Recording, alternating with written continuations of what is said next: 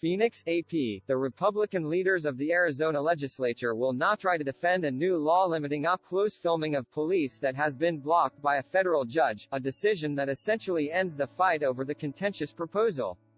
Senate President Karen Fann and House Speaker Rusty Bowers both said they would not intervene in the case by the Friday deadline set by the federal judge when he temporarily blocked the new law from taking effect last week on First Amendment grounds.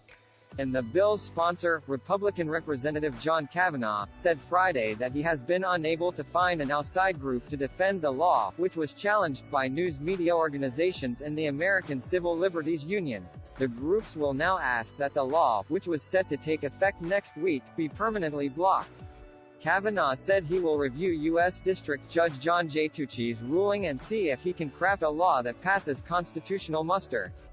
He said the law is needed to keep people from distracting police while they are trying to make an arrest, but Tucci agreed with the challengers that it runs afoul of precedents that say the public and press have a right to film police doing their jobs. Tucci noted that there are already Arizona laws barring interfering with police, and that singling out people for taking videos appears to be unconstitutional on its face. And he wrote in his ruling that barring someone from using a phone or news video camera to record, without banning other actions, is a content-based restriction that is illegal. If the goal of HB 2319 is to prevent interference with law enforcement activities, the court fails to see how the presence of a person recording a video near an officer interferes with the officer's activities, Tucci wrote. The law makes it illegal to knowingly film police officers 8 feet (2.5 meters) or closer if the officer tells the person to stop. And on private property, an officer who decides someone is interfering or the area is unsafe can order the person to stop filming even if the recording is being made with the owner's permission. Bystander cell phone videos are largely credited with revealing police misconduct, such as with the 2020 killing of George Floyd at the hands of Minneapolis officers, and reshaping the conversation around police transparency. But Republican Arizona lawmakers say the legislation was needed to limit people with cameras who deliberately impede officers. Kavanaugh and the legislature were warned repeatedly by the ACLU and the National Press Photographers Association that the proposal would violate the First Amendment, but it passed anyway with only Republican support.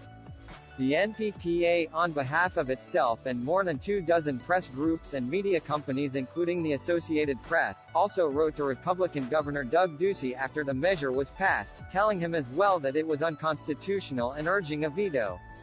Ducey signed the bill. Mickey H. Osterreicher, the general counsel for the Photographers Association, called the law an unconstitutional solution in search of a non-existent problem.